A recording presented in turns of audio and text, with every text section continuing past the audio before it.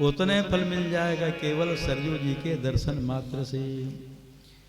और तीर्थराज प्रयाग में 60,000 वर्ष माघ के महीने में आ रहा है। 14 जनवरी से माघ के महीने में कलवास शुरू हो जाएगा। भले माघ महीना ना आवे लेकिन कलवास शुरू मकर संक्रांति से। तो 60,000 वर्ष उतना जीवे नहीं करेंगे, क्या करेंगे? 100 वर्ष ही जीना मुश्किल है, 60,000 वर्ष जाए। अब तीर्थराज प्रयाग में त्रिवेणी संगम में माघ के महीने में कलवास करे, त्रिवेणी संगम में स्नान करे, जितना फल मिलता है उतना फल इस कलयुग में अयोध्या पुरी के दर्शन मात्र से मिल जाता है।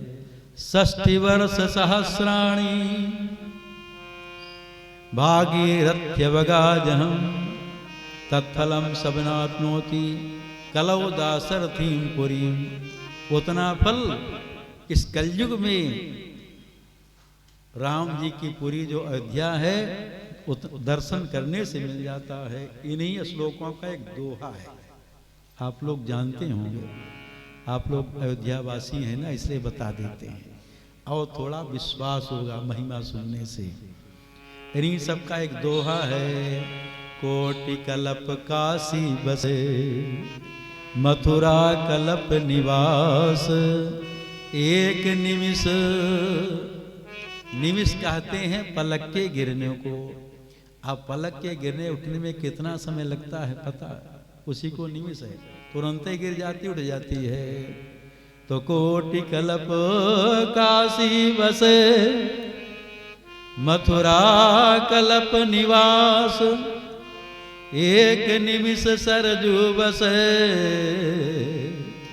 तुले न तुलसीदास।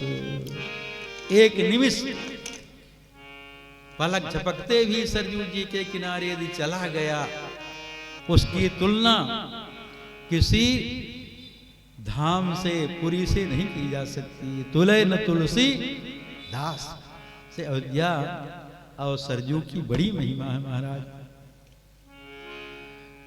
बहुत महिमा है। सरजू जी पहले की हैं, गंगा जी बाद में आई हैं। सरजू जी को लाने वाले सूर्यवंश के प्रथम राजा इक्ष्वाकु महाराज जो अयोध्या को बसाए, वही लाए सरजू जी को। वशिष्ठ जी से प्रार्थना करते हैं कि अयोध्यापुरी का तो प्राकट्य हो गया, जब राम जी को आना है तो साकेत धाम को यहाँ प्रकट किए हैं महाराज मनु। मनुना मानवेंद्रेनो या पुरी निर्मिता स्वयं। अयोध्यापुरी को प्रकट किए क्योंकि इस पुरी में, इस धराधाम में, अयोध्यापुरी में साक्षात वही परम ब्रह्म भगवान श्री राम आएंगे जो वहाँ साकेत धाम में विहार करते हैं। तो उसी अयोध्यापुरी को यहाँ प्रकट किया गया है और वहाँ सरजू जी हैं। तो महाराज इक्ष्वाकु वशिष्ठ जी से प्रार्थना करते हैं, गुरुदेव अब नदी भी होना चाहिए जहाँ हम लोग स्नान करें और हमारा पाप नष्ट हो, फिर पूजा पाठ करने का अधिकार प्राप्त हो।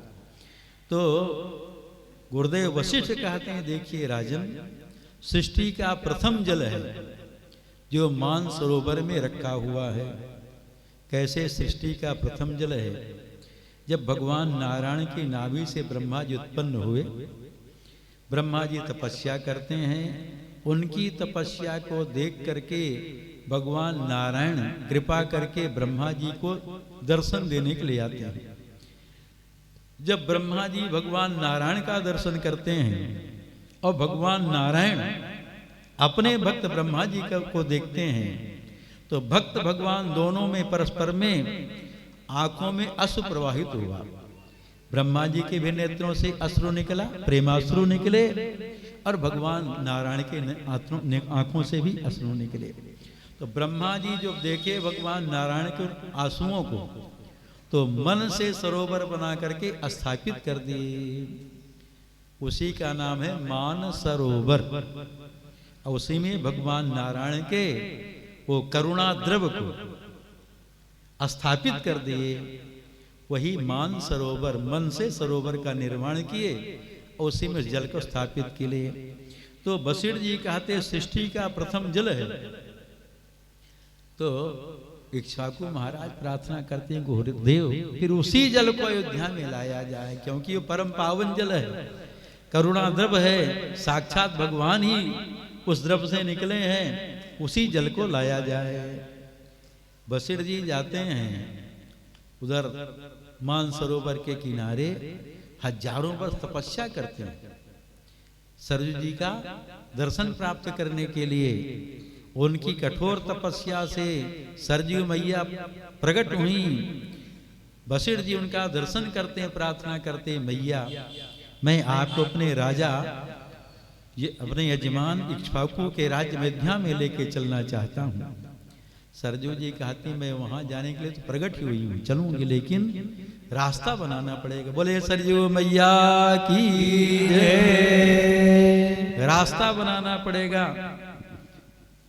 वशिष्ठ जी आए इक्ष्वाकु महाराज के पास, उनसे प्रार्थना करते सरजू जी तो तैयार हैं आने के लिए, लेकिन आपको रास्ता बनाना पड़ेगा। महाराज इक्ष्वाकु जाते थे, अमोघ बाण का वहां मानसरोवर में प्रहार करते मारे, पर्वत फटा, उसमें दरार हुई और सरजू जी वहां से निकली। सरजू नाम क्यों?